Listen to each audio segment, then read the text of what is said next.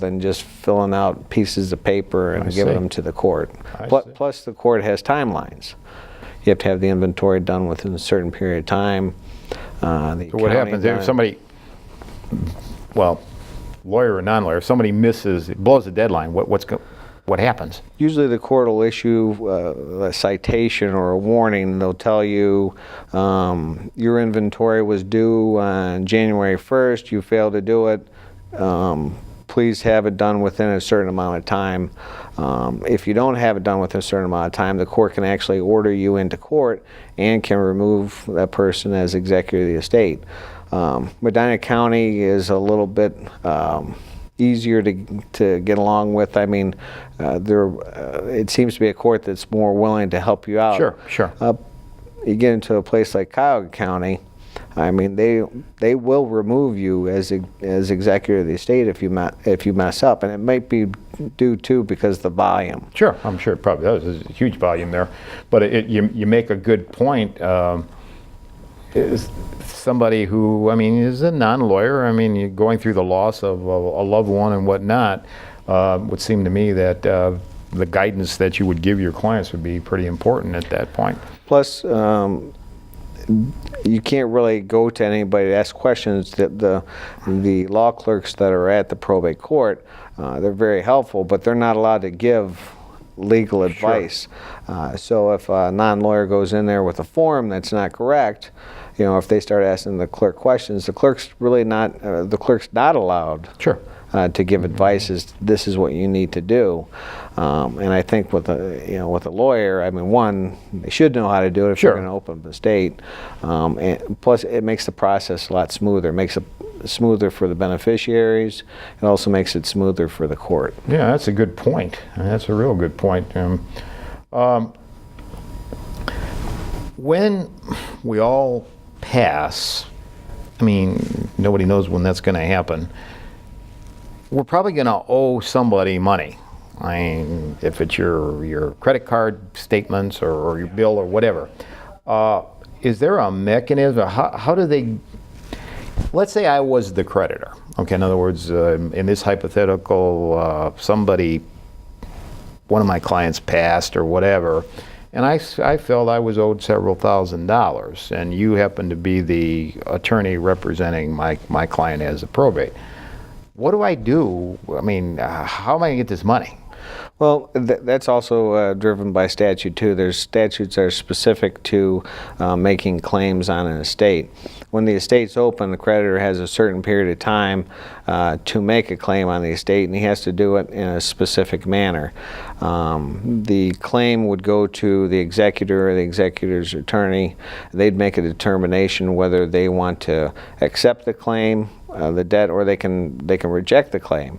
If they reject the claim, then it can go to hearing where the actually the court can make the decision as to whether it's a valid claim or not. I see. If it is a valid claim, if there's funds available, then it needs to be paid out of the state assets. It's interesting. So not everybody who felt they were owed money is going to be guaranteed a payment under this circumstance. Somebody's going to look at it and scrutinize it.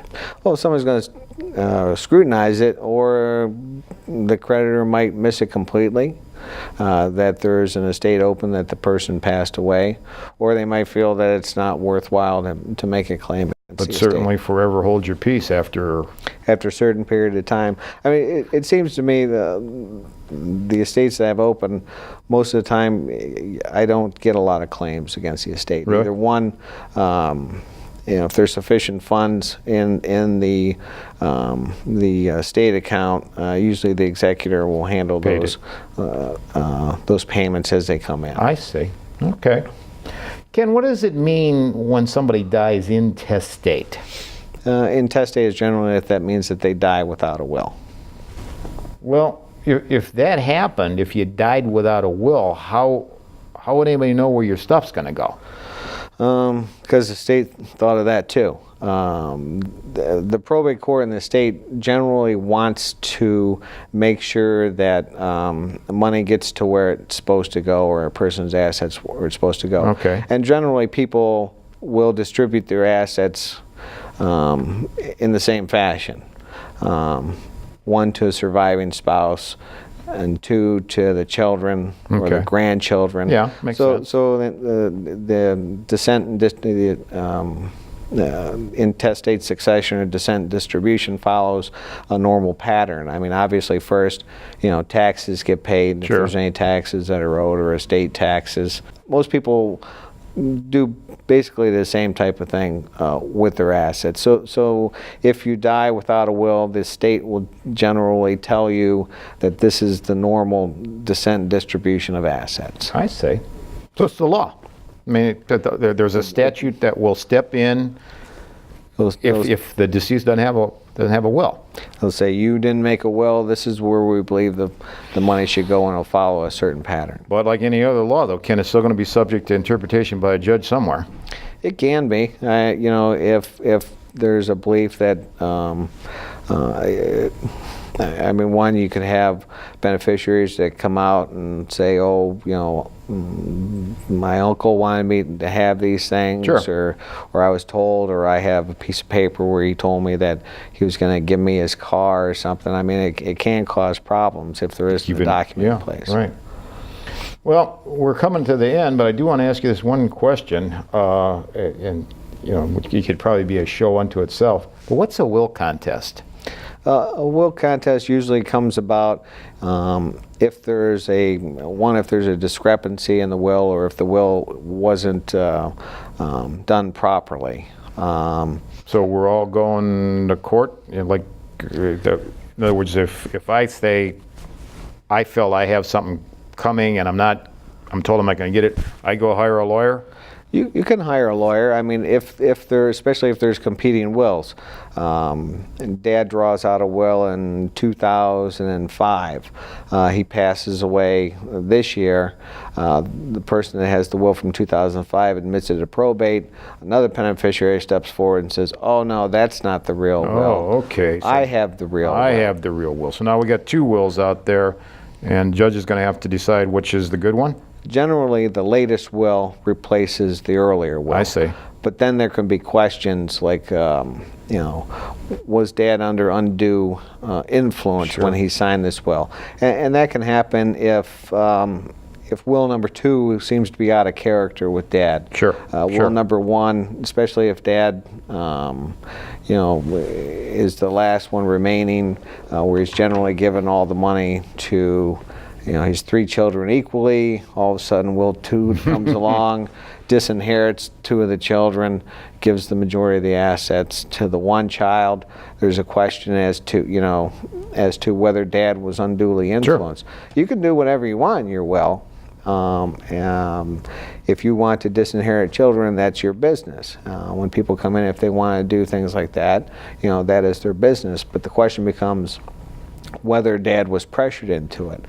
And as parents get older, I mean, sometimes there could be some physical Sure. or mental Sure. ailments that could Right cause Yeah. some problems. Well, Ken, I'd certainly like to thank you for being our guest on this episode of Law Talk. To view this episode, go to www.czclep.org. I am John Celebrezze, and I thank you for tuning in to Law Talk.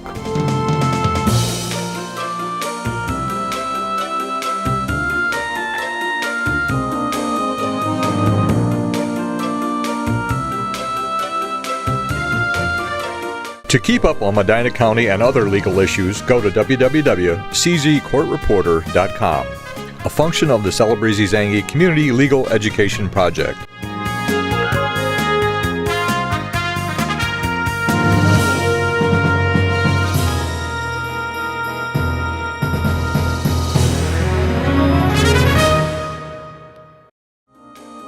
At CZ-CLEP, we're devoted to the education of today's legal issues.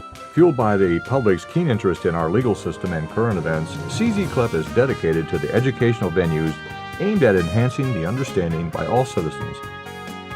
For a complete listing of dates and times for this telecast, tune in to WCTV Channel 15 or log on to wadsworthcity.com and follow the links to WCTV. I'm John Celebrezze. Please join me in getting a better understanding of the law.